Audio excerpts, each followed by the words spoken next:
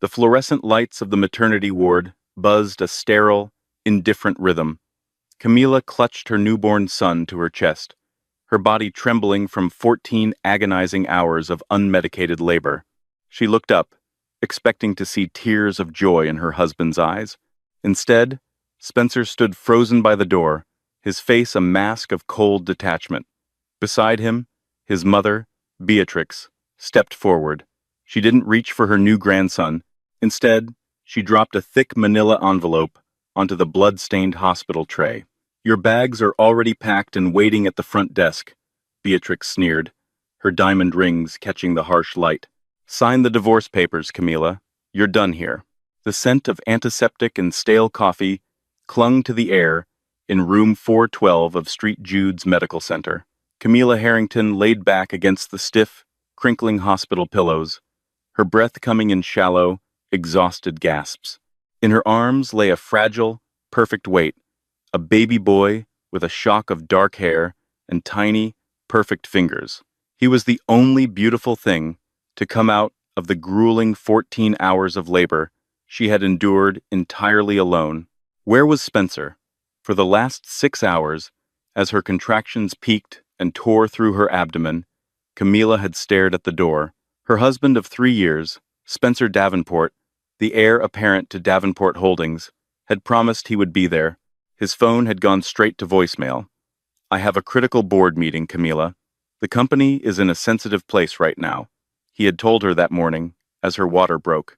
He had sent an intern to drive her to the hospital. Now, the door finally swung open. Camila's exhausted heart did a hopeful stutter. Spencer walked in, wearing a sharp, charcoal gray Armani suit that looked entirely out of place in a maternity ward. But he wasn't alone. Flanking him were his parents.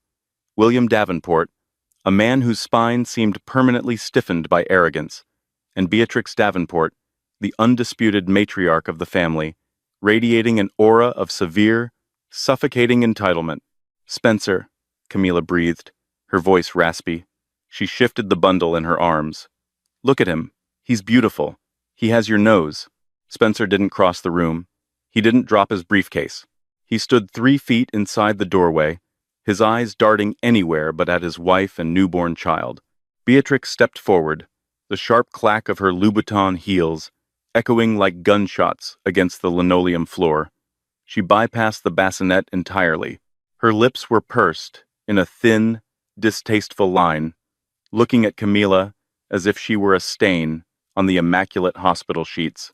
She reached into her designer tote bag and pulled out a thick, legal-sized manila envelope, tossing it carelessly onto the rolling tray beside Camila's bed. It landed with a heavy, definitive thud.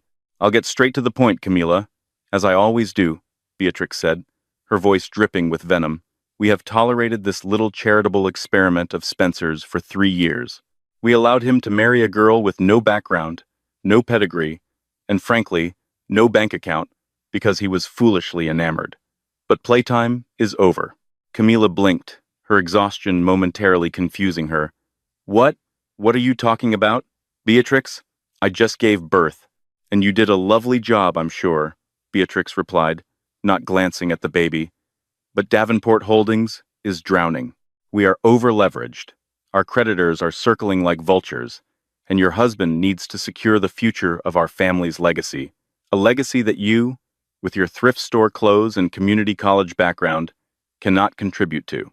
Camila looked past the matriarch, her eyes locking onto her husband. "Spencer?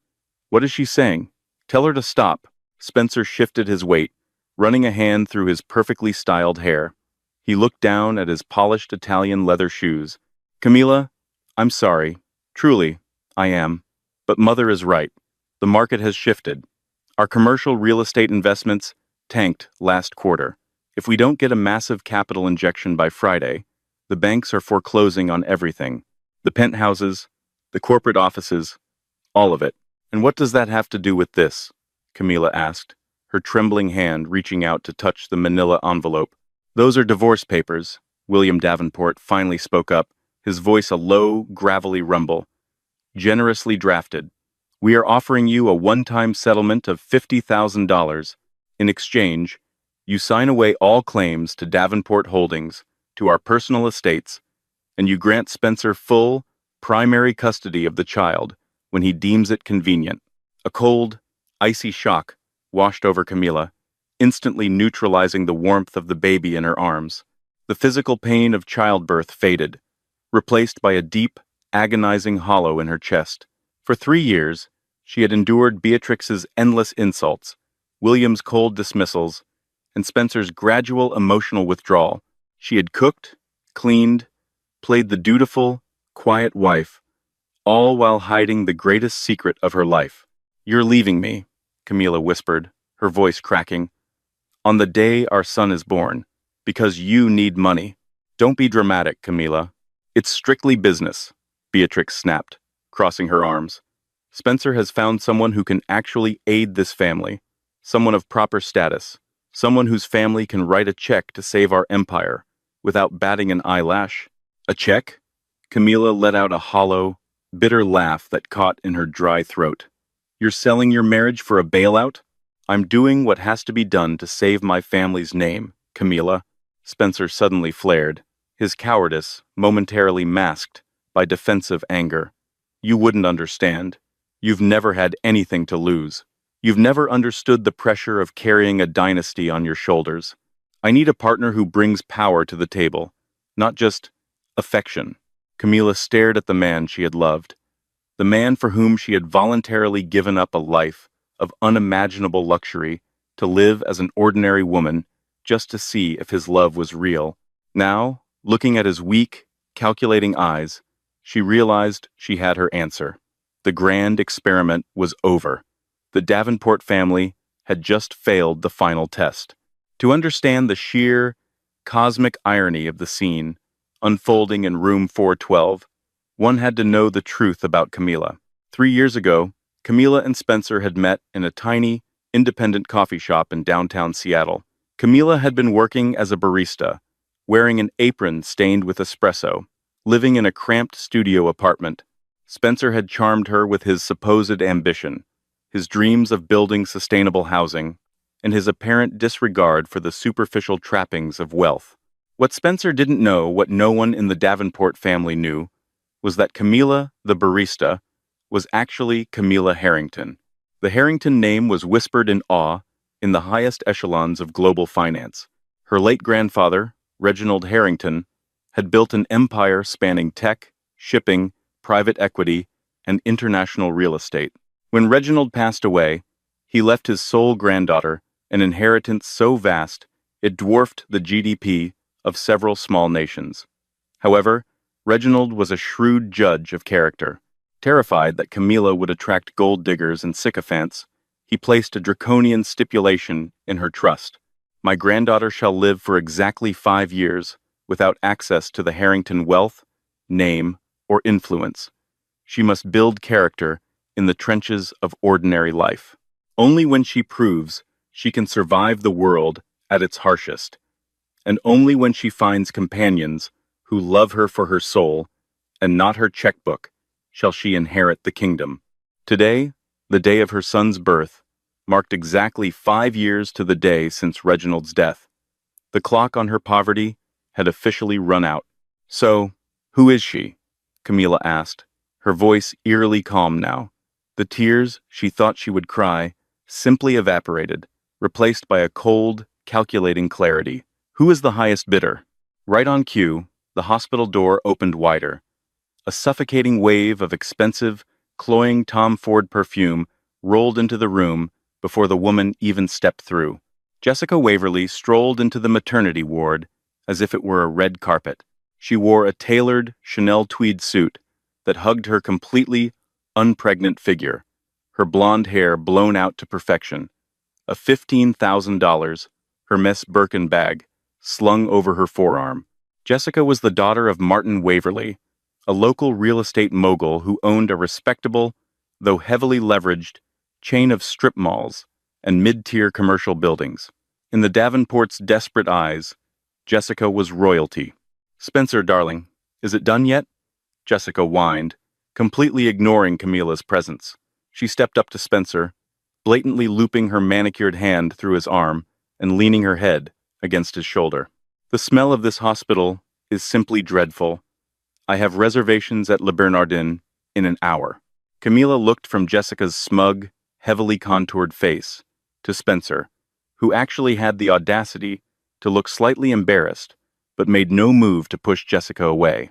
Jessica's father has agreed to a $50 million merger with Davenport Holdings, William boasted, his chest puffing out.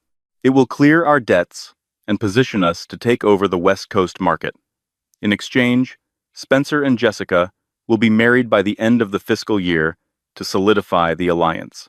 50 million, Camila repeated, testing the words on her tongue. To the Davenports, it was a lifeline. To the Harrington Global Fund, $50 million was the rounding error on a slow Tuesday. Yes, 50 million, Jessica said, finally deigning to look at Camila. She offered a pitying, cruel smile. It's a number you couldn't possibly comprehend, sweetie. I know this is hard for you, going back to serving coffee, or whatever it is people like you do. But Spencer is destined for greatness. He needs a wife who can navigate galas, boardrooms, and high society, not someone who looks like a battered housewife. Jessica leaned over the bed, peering into the bassinet. And don't worry about the kid. Spencer will make sure he gets a decent education. Boarding school, far away from your influence. A dormant fire, inherited directly from Reginald Harrington, ignited in Camila's chest. The fear, the exhaustion, the heartbreak, it all burned away, leaving nothing but cold, refined steel. They wanted to play a game of wealth and power. They had no idea they had just declared war on a god. I want full custody, Camila said, her voice dropping an octave, carrying an authority that made even Beatrix blink in surprise. Excuse me? Beatrix scoffed.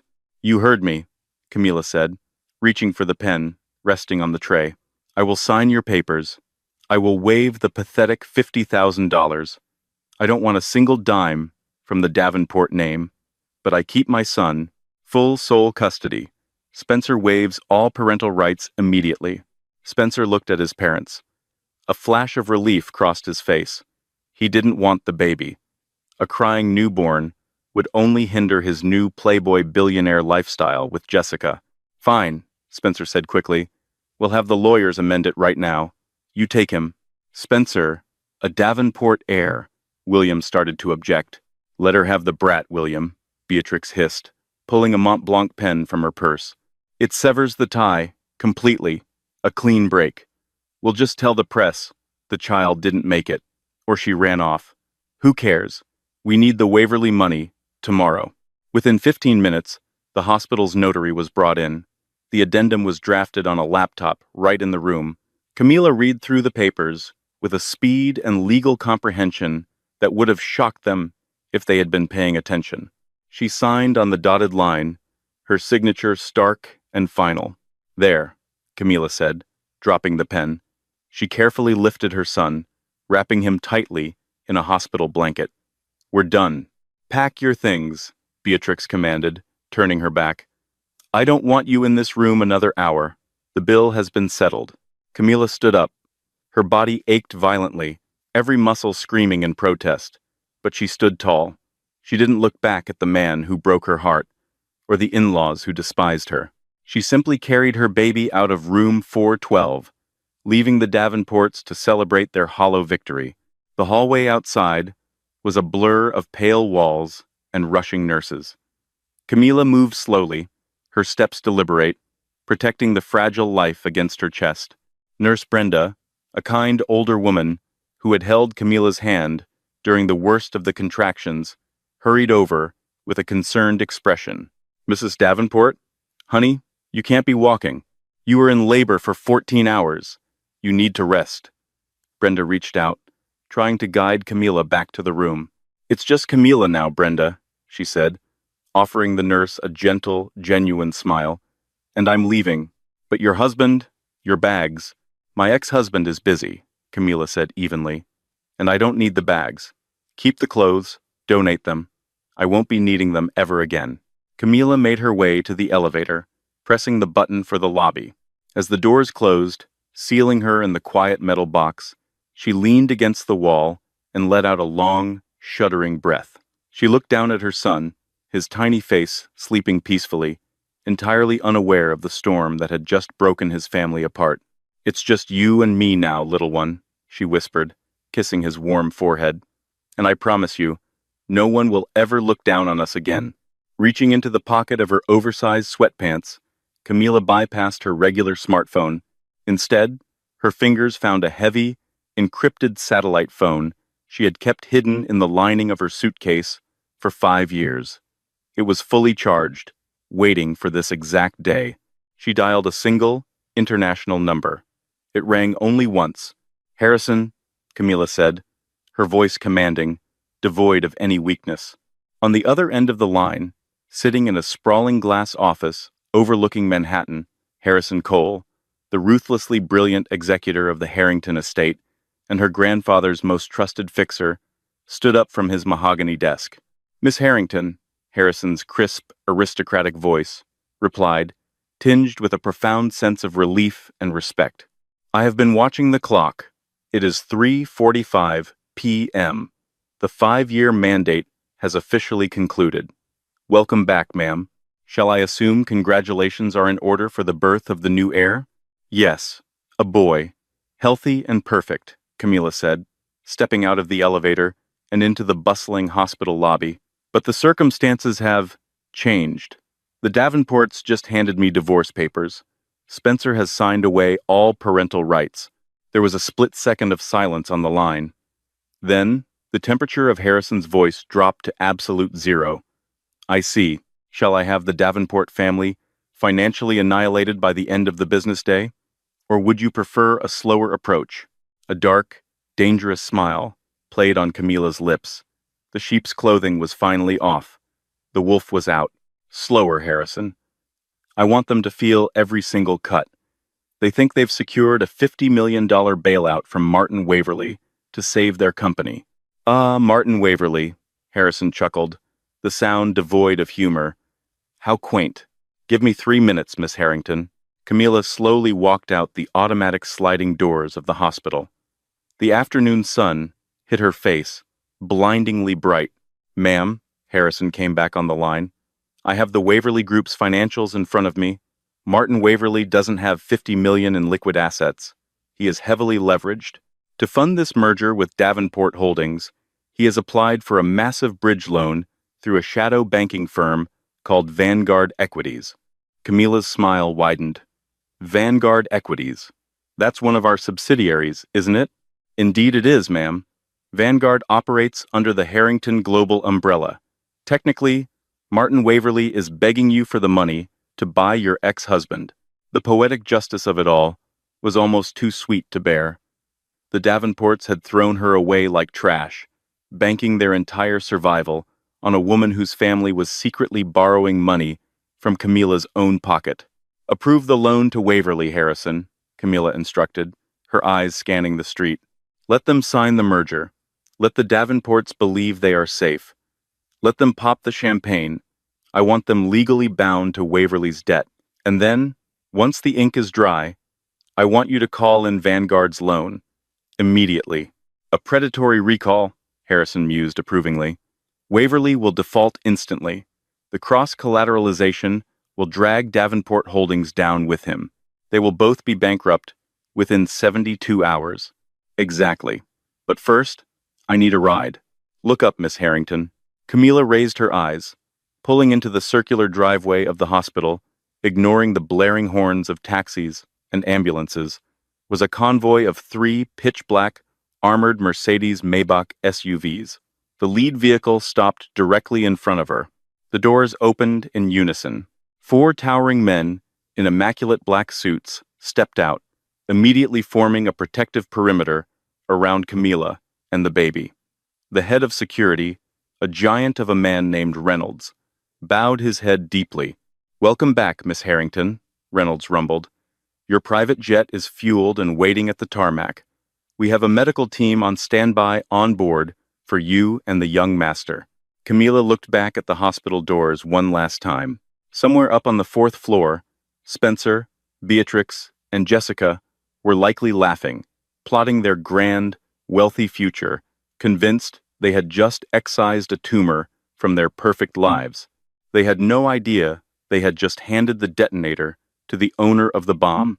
"Let's go home, Reynolds," Camilla said, stepping into the plush, climate-controlled luxury of the Maybach.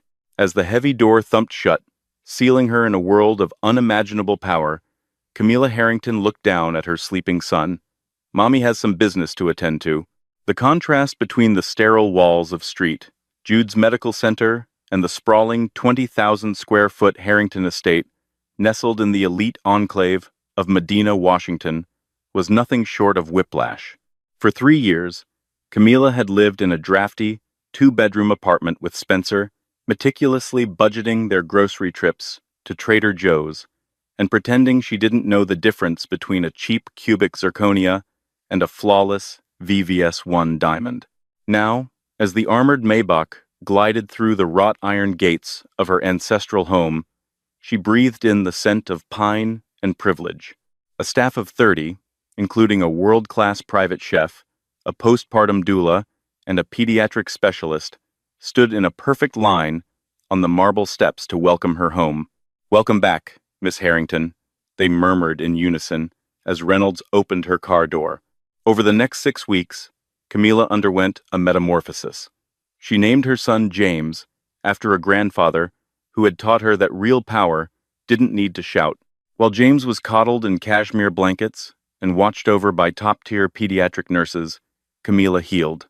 The exhaustion of her grueling labor and the emotional devastation of Spencer's betrayal fueled a cold, calculating fire within her. She shed the frayed cardigans and worn-out jeans of her barista persona.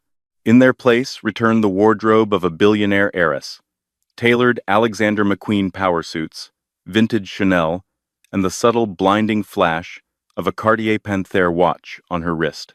Her hair, previously kept in a messy, tired bun, was professionally styled into a sleek, formidable blowout. She looked nothing like the exhausted, weeping woman Beatrix Davenport had tossed $50,000 at. She looked like a predator. During her recovery, the command center of the Harrington estate was a flurry of activity.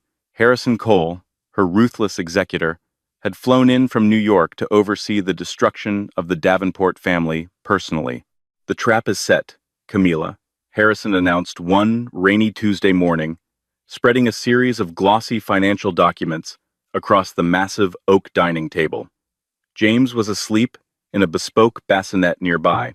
Camilla took a sip of her black coffee, her eyes scanning the contracts. "Walk me through it, Harrison." "Martin Waverly, your delightfully oblivious replacement's father, took the bait," Harrison explained, adjusting his wire-rimmed glasses. He was desperate to fund the $50 million merger with Davenport Holdings. He approached Vanguard Equities, our shadow subsidiary. We approved the bridge loan at an exorbitant interest rate, using all of Waverly's commercial real estate, and crucially, the future assets of Davenport Holdings as collateral. Camilla traced a manicured fingernail over Spencer's signature on the merger agreement. A bitter smirk touched her lips. "So, they signed the cross-collateralization clause?" "Greed makes men blind," Harrison replied smoothly. William and Spencer Davenport were so eager to get their hands on Waverly's supposed cash, they signed an agreement stating that if Waverly defaults on his loan to Vanguard, Davenport Holdings is entirely liable. They tied themselves to a sinking ship. "And when is the merger being publicly announced?" Camilla asked, leaning back in her chair. "This Friday," Harrison said, checking his tablet. "They are hosting a lavish, black-tie gala at the Fairmont Olympic Hotel in downtown Seattle to celebrate the merger and, supposedly, to announce Spencer's formal engagement to Jessica Waverly. They've invited the mayor, the city council, and every major investor on the West Coast to parade their new wealth." Camilla looked over at her sleeping son. Spencer had thrown this perfect boy away for a check that would ultimately bounce. "Friday," Camilla murmured, her eyes hardening into chips of ice. "Call in the loan on Friday night, Harrison. Wait until they are pouring the champagne, and get me an invitation to that gala. I think it's time my ex-husband and I had a little reunion." The grand ballroom of the Fairmont Olympic Hotel was a dazzling spectacle of crystal chandeliers, overflowing arrangements of white orchids, and the clinking of baccarat champagne flutes. The creme de la creme of Seattle's high society milled about in custom tuxedos and designer gowns. At the center of the room, standing on a slightly elevated dais, were the Davenports. William Davenport puffed his chest out, holding a tumbler of expensive scotch, accepting congratulations from local politicians. Beatrix was in her element, draped in emerald silk, laughing loudly with the wives of banking executives. And there was Spencer. He looked the part of the triumphant young CEO, wearing a velvet Tom Ford dinner jacket. Clinging to his arm like a glittering parasite was Jessica Waverly, flashing a massive, gaudy diamond engagement ring to anyone who made eye contact. To the future, Spencer said smoothly to a group of investors, raising his glass. With the Waverly merger complete, Davenport Holdings is poised to completely dominate the Pacific Northwest commercial sector. This is just the beginning. Oh, Spencer is just so brilliant, Jessica cooed, leaning into him. We are going to be unstoppable. Suddenly, a subtle hush began to ripple through the ballroom, starting near the heavy, mahogany double doors at the entrance and spreading inward like a wave. The string quartet, sensing the shift in the room's energy, faltered for a half-second before continuing to play softly. Spencer frowned, looking toward the entrance. Standing in the doorway, framed by two towering, stone-faced security guards, was a woman who commanded the immediate attention of every billionaire, politician, and socialite in the room. She wore a custom, floor-length crimson gown by Christian Dior that moved like liquid fire. A diamond necklace, worth more than the entire hotel, rested against her collarbone. Her posture was flawless, her expression an intimidating mask of absolute authority. Beatrix squinted, lowering her champagne glass. Who on earth is that? Did someone invite a celebrity?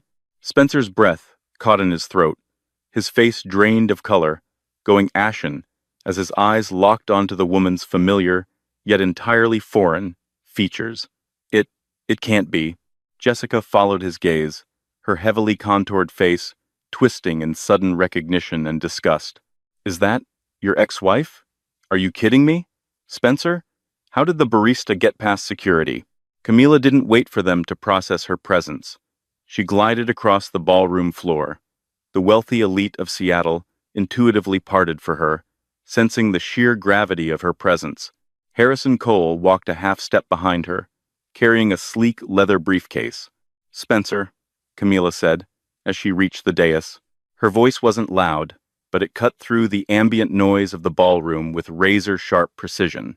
Camila? Spencer stammered, his eyes darting from her flawless hair down to the millions of dollars worth of diamonds on her neck. What are you wearing? How did you get in here? We have security. Beatrix recovered her shock quickly, her face flushing with indignant rage. She slammed her glass down on a passing waiter's tray. You insolent little tramp! How dare you show your face here? Security! Get this woman out of here immediately! 2 hotel security guards started to move forward, but Camila's private detail, massive men in tailored suits, simply stepped into their path, completely blocking them. I wouldn't do that, Beatrix, Camila said, a serene, chilling smile on her lips. It's bad manners to throw out your most important investor. William Davenport scoffed, stepping forward defensively. Investor? Don't make me laugh, girl. You don't have a dime to your name. You signed a settlement waiving everything. Now leave before I have you arrested for trespassing. Oh, William, Camila sighed, shaking her head in mock pity. You really should have paid more attention to the fine print. Or, better yet, you should have paid attention to who you were marrying your son off to. Jessica let out a shrill laugh. Spencer, get rid of her. She's embarrassing herself. Tell her about my father's $50 million. Tell her how irrelevant she is. Camila turned her gaze to Jessica. The sheer weight of Camila's stare made the blonde woman take a step back. Ah, yes. The $50 million, Camila said, her voice echoing perfectly in the now silent ballroom. Every guest was watching the drama unfold. Let's talk about that money, Jessica. Because your father, Martin Waverly, doesn't actually have it. He had to borrow it, desperately. You're lying, Jessica shrieked. Camila snapped her fingers. Harrison stepped forward, opening the leather briefcase. He pulled out a thick stack of legal documents, stamped with aggressive red seals. Martin Waverly secured a bridge loan through Vanguard Equities to fund this little merger, Harrison announced to the room, his voice booming with legal authority. A loan heavily collateralized by both Waverly Group assets and, due to the cross-collateralization clause signed by William and Spencer Davenport, the entirety of Davenport Holdings. Spencer's eyes widened in horror. How do you know about Vanguard Equities? That was a private, closed-door deal. Because, Spencer, Camila said softly, stepping up onto the dais until she was inches from the man who had abandoned her and their newborn son. Vanguard Equities is a subsidiary of the Harrington Global Fund, and I am Camila Harrington, sole heir to the estate and CEO of the board. A collective gasp echoed through the ballroom. The Harrington name was legendary. It was old money, ruthless money, global money. To hear that the quiet, supposedly penniless ex-wife of Spencer Davenport was actually the apex predator of the financial world sent a shockwave through the crowd. Harrington? William wheezed, clutching his chest, his arrogant posture collapsing. No, that's impossible. As of 8 p.m. tonight, Camila continued, her voice devoid of any mercy, Martin Waverly defaulted on his initial payment terms. As the majority shareholder of Vanguard Equities, I have officially recalled the loan. In full. Recalled? Spencer choked out, looking like he might vomit. You can't do that. We need time. If you pull that loan, Waverly goes bankrupt. Waverly is already bankrupt, Spencer. Camila smiled, a terrifying, beautiful sight. And because of the merger you so eagerly signed today, to get rid of me, Davenport Holdings is entirely liable for the debt. You owe me $50 million, plus interest. By Monday morning, Beatrix let out a strangled, horrified sound, collapsing into a nearby chair, her hands shaking wildly. You don't have the money, Camila stated, looking at their devastated faces, which means, as of Monday morning, I will be seizing your corporate offices, your penthouses, your cars, and every single asset tied to the Davenport name. You wanted a business transaction instead of a family, Spencer? You got one. You're liquidated. The silence in the grand ballroom was deafening, save for the panicked, shallow breathing of William Davenport. The crystal chandeliers seemed to dim as the reality of Camila's words settled over the Seattle elite. She hadn't just crashed a party. She had publicly executed a corporate dynasty. Jessica Waverly was the first to break the tableau of horror. The illusion of her family's immense wealth had been violently shattered in front of the city's most powerful gossips. She turned on Spencer, her perfectly contoured face contorted in a mask of pure, vicious panic. You told me she was a nobody, Jessica shrieked, her voice echoing shrilly, completely abandoning her cultured facade. She shoved Spencer's chest, causing him to stumble backward.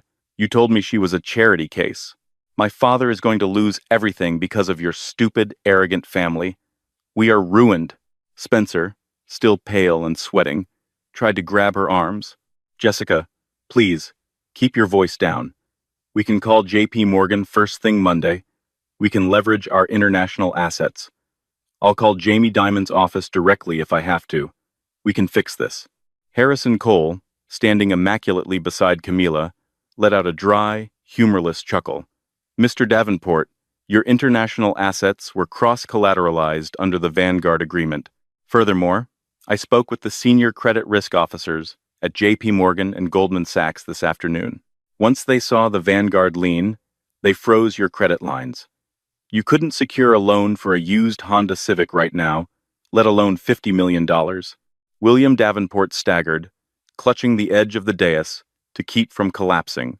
He looked at the woman he had spent 3 years verbally abusing, the woman he had tried to buy off with a pathetic $50,000. Camila, please, we are family. Spencer is the father of your child. Camila's eyes, cold and unyielding as Arctic ice, locked onto her former father-in-law, Family? You handed me divorce papers while I was still bleeding in a hospital bed. You forced your son to abandon his newborn child for a check that didn't even exist. You don't know the meaning of the word family, William. You only understand leverage. And currently, you have none. Over the next 48 hours, the Davenport empire unraveled with terrifying speed. By Monday morning, the towering glass doors of Davenport Holdings in downtown Seattle were padlocked. A team of ruthless corporate liquidators from the prestigious law firm Davis Wright Tremaine, acting on behalf of the Harrington Global Fund, descended upon the headquarters. Employees were handed cardboard boxes and severance packages funded out of Camilla's pocket, purely for the sake of public relations, while the Davenports were escorted out of the building by private security. Beatrix Davenport's downfall was perhaps the most excruciatingly spectacular. Desperate to maintain her social standing, she attempted to attend her exclusive Tuesday morning charity brunch at the Seattle Tennis Club. Her platinum credit cards were declined at the valet. When she walked into the dining room, the silence that fell over the wealthy wives was thick enough to cut with a knife. Women who had kissed her cheeks just 3 days prior now turned their backs, sipping their mimosas and pretending she didn't exist. Beatrix fled to her Bentley, only to find a repo man hitching it to a tow truck. By Wednesday, Martin Waverly formally declared bankruptcy, taking his daughter Jessica's lavish lifestyle down with him. Furious and humiliated, Jessica publicly broke her engagement to Spencer via a scathing social media post, blaming him entirely for her family's destitution. Spencer was left with nothing. His penthouses were seized, his bank accounts frozen, and his friends in high society stopped returning his calls. He was forced to move into a dingy, one-bedroom motel on the outskirts of Tacoma, surrounded by the very poverty he had always mocked. But desperation breeds a pathetic kind of courage. Late Thursday evening, a torrential Pacific Northwest rainstorm battering the windows, Spencer decided he had one final card to play. He still had a biological connection to the Harrington billions. He had James. Rain hammered relentlessly against the forged steel gates of the Harrington estate, a torrential Pacific Northwest storm that seemed determined to wash away the sins of the city. Nestled deep within the ultra-exclusive enclave of Medina, Washington, the sprawling 20,000-square-foot mansion stood like an impenetrable fortress of wealth and power. Inside, the atmosphere was a sanctuary of climate-controlled warmth, scented with cedarwood and the faint, comforting aroma of expensive Earl Grey tea.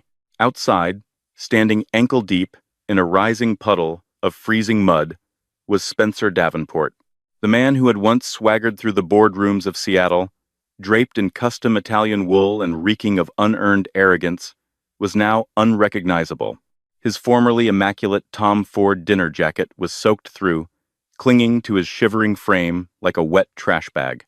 The expensive leather of his Oxford shoes was ruined, caked in dirt from his miles-long walk after his rideshare driver had kicked him out for insufficient funds on his declined debit card.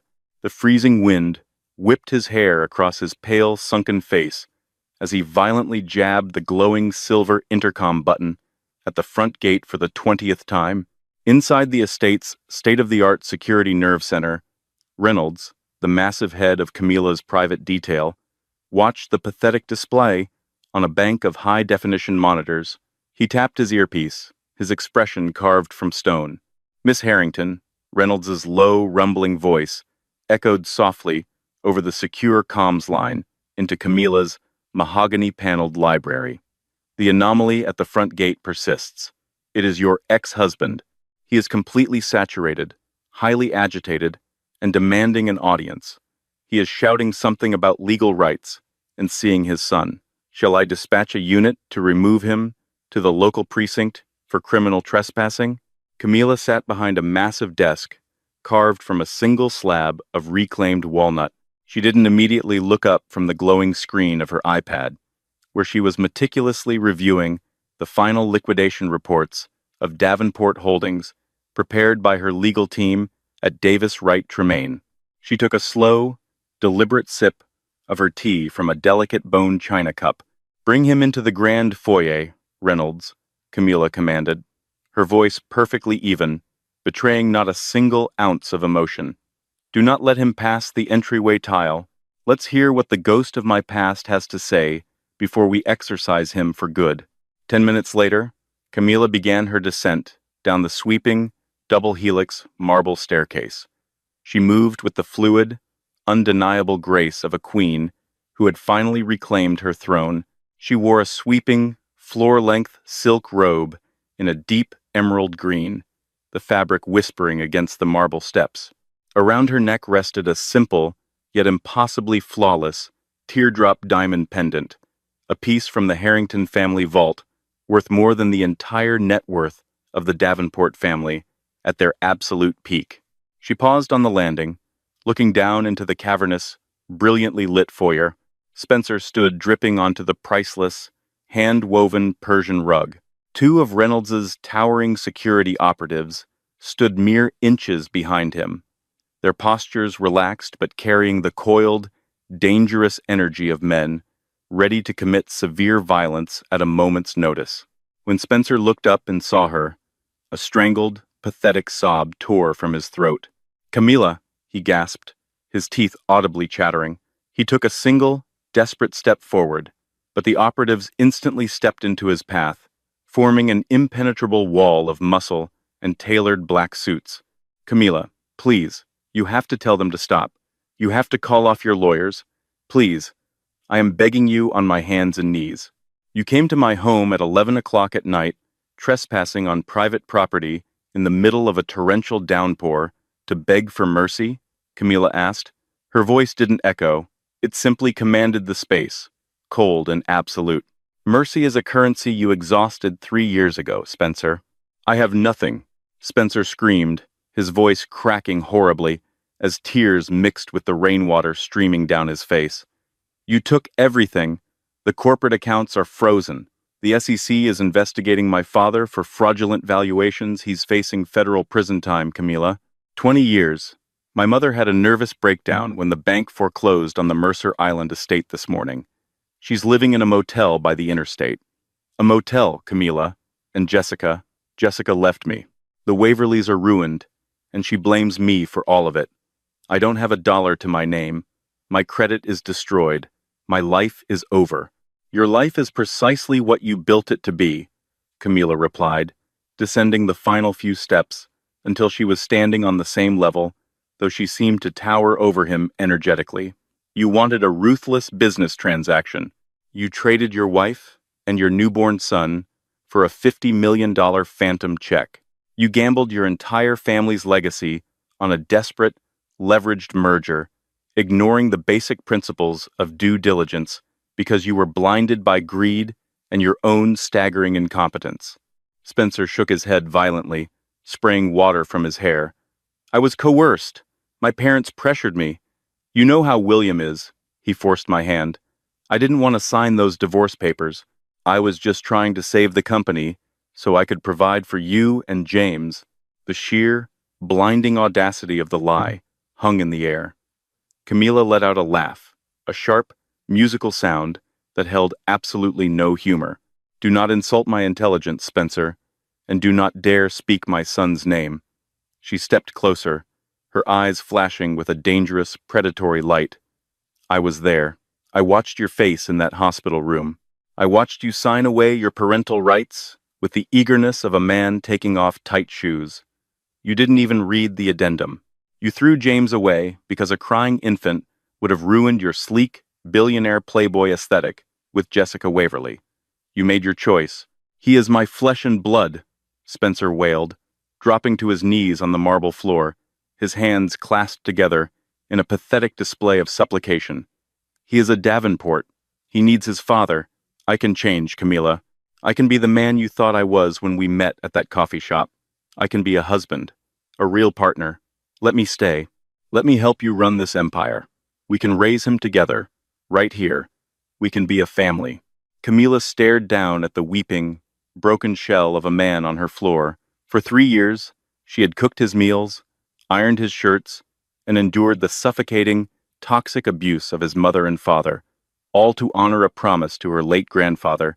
She had hidden her billions, stripped away her power, and lived as an ordinary woman just to see if Spencer's love was genuine. He had failed the test so spectacularly that it was almost a work of art. You couldn't even manage a mid-tier regional real estate portfolio without running it into the ground. A new, incredibly deep, and phenomenally smooth voice echoed from the shadowed archway of the grand drawing room. What on earth makes you think you possess the intellect to manage a global conglomerate? Spencer froze, his breath hitching as he twisted his head around.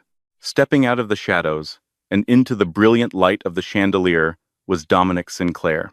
If Spencer Davenport had ever possessed a shred of masculine pride, it instantly evaporated at the sight of the man walking toward them.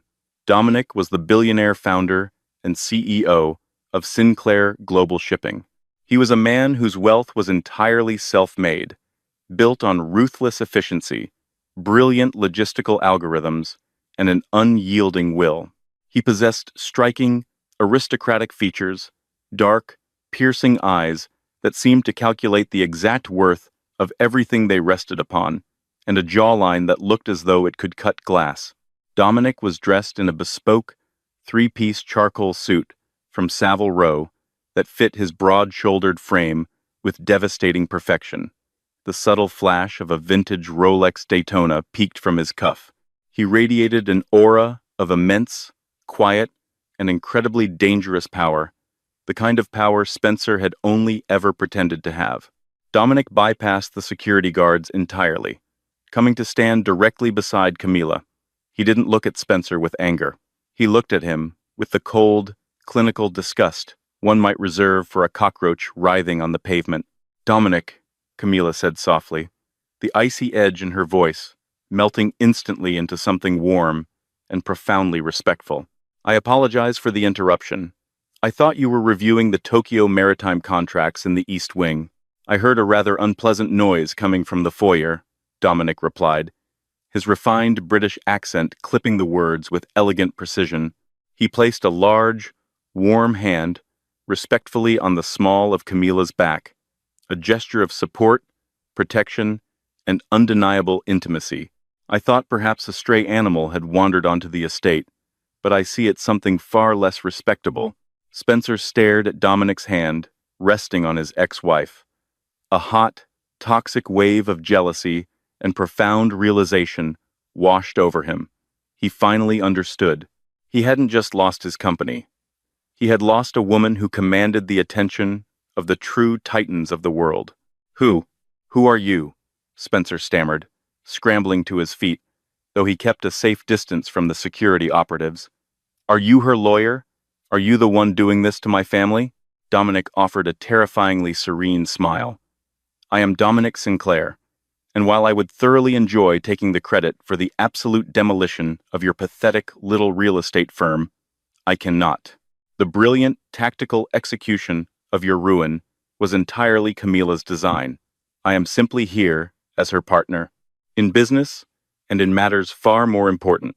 Dominic's dark eyes locked onto Spencer's, pinning him to the spot. "You had a diamond in your hands, Mr. Davenport, a woman of unparalleled grace, supreme intelligence, and a heart so vast you couldn't possibly comprehend it, and you threw her away for a handful of dirt. You are not a victim of circumstance. You are a victim of your own staggering mediocrity." "You replaced me," Spencer whispered, the words tasting like ash in his mouth. He looked at Camila, seeing the way she looked up at Dominic. There was no fear, no subservience. There was only the electric, undeniable spark of two equals recognizing each other, the profound mutual respect of an emperor and an empress.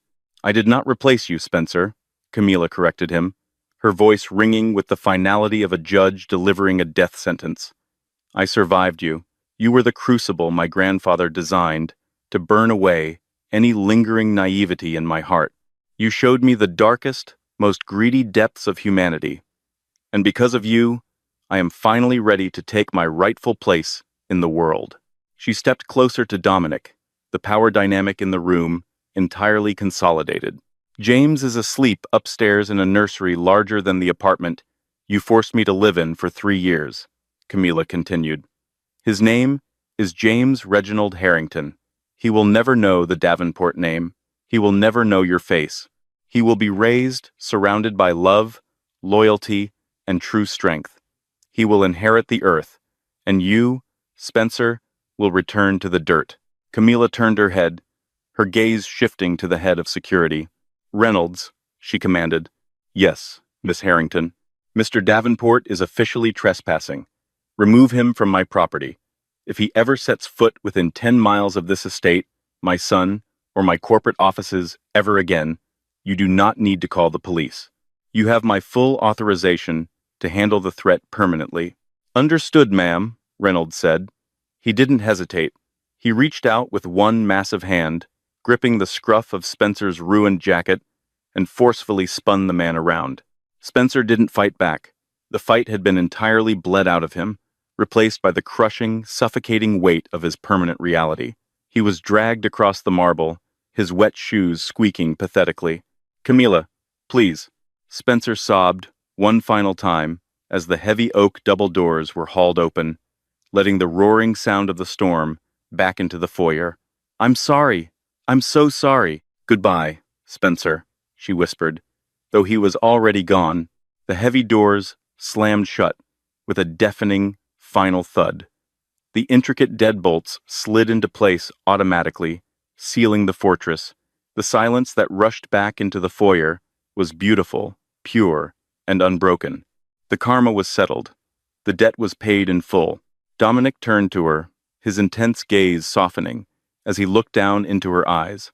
He gently reached up, brushing a stray lock of hair behind her ear. His touch sent a warm, grounding electric thrill down her spine.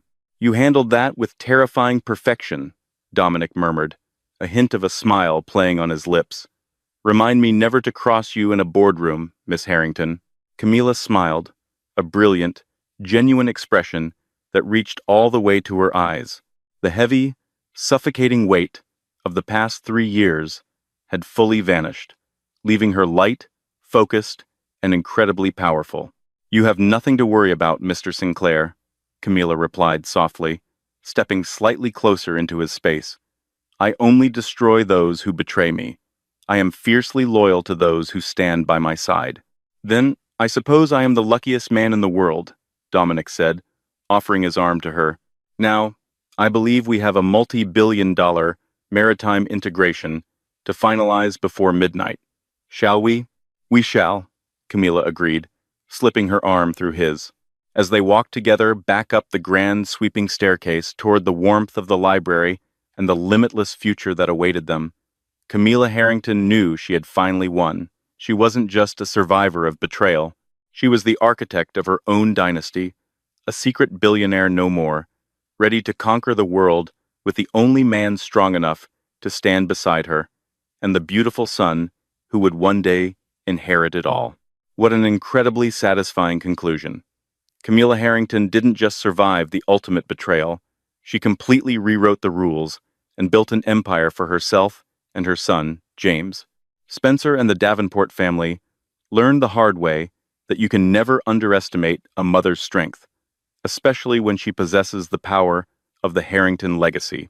Their absolute financial and social ruin is the perfect definition of hard karma. Do you think Spencer got exactly what he deserved, or was Camilla too ruthless in her revenge? How do you feel about Dominic Sinclair stepping into the picture? Let me know your thoughts and favorite moments in the comments section below. If you enjoyed this dramatic story of betrayal, power, and ultimate redemption, please hit that like button, share this video with fellow drama lovers, and don't forget to subscribe to our channel for more thrilling stories.